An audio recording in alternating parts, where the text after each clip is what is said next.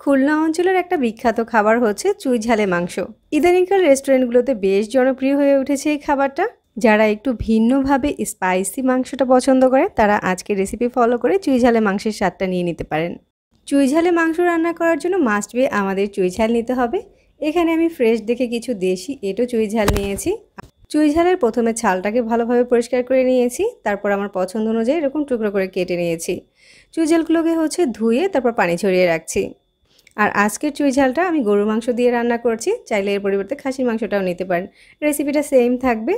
এখানে 1 কেজির মতো হাড় চর্বি সহ গরুর মাংস রয়েছে। তারপর মাংসটাকে মশলা দিয়ে মাখিয়ে নিচ্ছি। এখানে 2 টেবিল চামচ দিয়েছি রসুন বাটা আর 2 টেবিল চামচ দিয়েছি আদা বাটা। পরিমাণ মতো লবণ দিয়ে দিয়েছি। 1 চামচ করে ধনিয়া আর জিরার গুঁড়া দিয়ে দিয়েছি। 1 চামচ হলুদের গুঁড়া দিয়েছি আর 2 চামচ লাল মরিচের গুঁড়া দিয়েছি। আর এখানে খুব সামান্য পরিমাণ করে জয়ফল দিয়ে দিয়েছি আর জয়ত্রীর গুঁড়া দিয়ে দিয়েছি। হাফ কাপের মতো পেঁয়াজ কুচি দিয়েছি।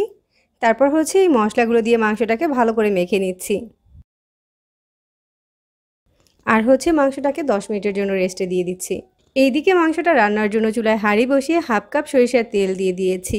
এবার কিছু আস্ত গরম মশলা দিয়ে দিব, কয়েক টুকরা দারুচিনি দিয়েছি, 6-7টার মতো সবুজ এলাচ দিয়েছি, 4-5টা লং দিয়েছি আর সাথে 1 চামচ আস্ত গোলমরিচ দিয়েছি, একটা বড় এলাচ দিয়েছি আর একটা স্টার মশলা দিয়েছি।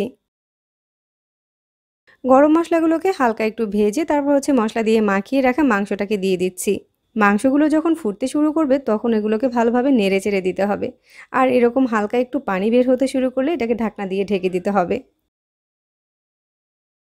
এখন মাংস থেকে বেশ কিছুটা ঝোল বের হয়েছে আর এই ঝোলটা দিয়েই মাংসটাকে খুব ভালো করে কষিয়ে নিব। চুলার আঁচ কমিয়ে একদম লো আঁচে মাংসগুলোকে 70%-এর মতো সিদ্ধ করে কষিয়ে নিয়েছি।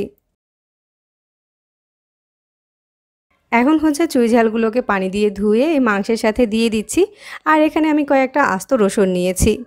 চুই ঝাল দিয়ে মাংস রান্না করার সময় কয়েকটা আস্ত রসুন অ্যাড করে দিবেন, দেখবেন আলাদা একটা ফ্লেভার অ্যাড হবে।